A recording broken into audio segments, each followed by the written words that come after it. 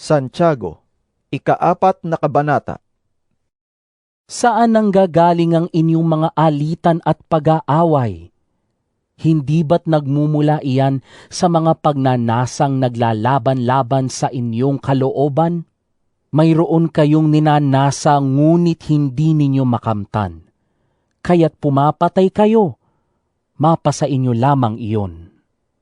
May mga bagay na gustong-gusto ninyo, ngunit hindi ninyo maangkin, kaya kayo'y nagkakagalit at naglalaban-laban. Hindi ninyo nakakamtan ang inyong ninanais dahil hindi kayo humihingi sa Diyos. At humingi man kayo, wala rin kayong natatanggap dahil hindi tama ang inyong layunin. Humihingi kayo upang mapagbigyan ang inyong kalayawan. Mga taksil, hindi ba ninyo alam na kapag nakipagkaibigan kayo sa sanlibutan ay kinakaaway naman ninyo ang Diyos?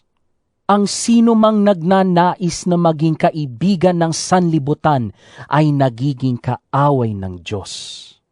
Huwag ninyong akalaing walang kabuluhan ang sinasabi sa kasulatan.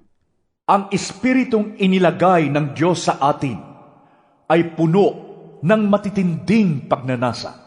Ngunit ang Diyos ay nagbibigay ng higit pang pagpapala. Kaya't sinasabi ng kasulatan, Ang Diyos ay laban sa mga mapagmataas, ngunit pinagpapala niya ang mga mapagpakumbaba. kaya nga pasakop kayo sa Diyos. Labanan ninyo ang dyablo at lalayuan niya kayo.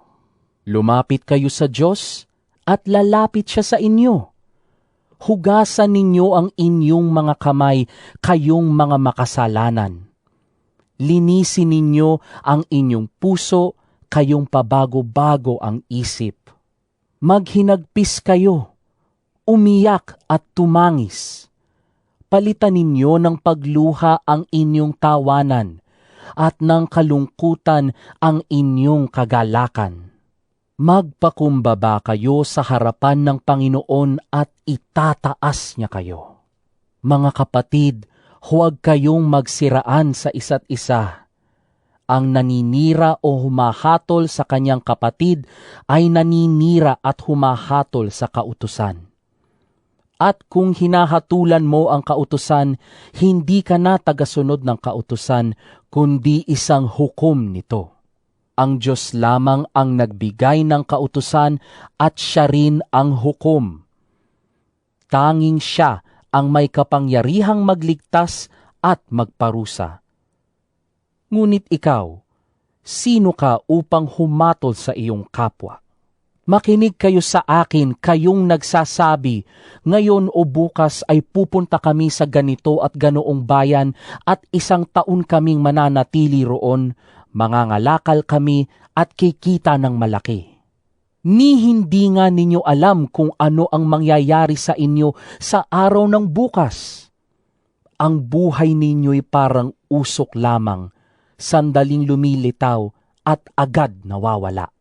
Sa halip ay sabihin ninyo, kung loloobin ng Panginoon, mabubuhay pa kami at gagawin namin ito o iyon. Ngunit kayo'y nagmamalaki at nagyayabang, at iyan ay masama. Ang nakakaalam ng mabuti na dapat niyang gawin, ngunit hindi ito ginagawa, ay nagkakasala.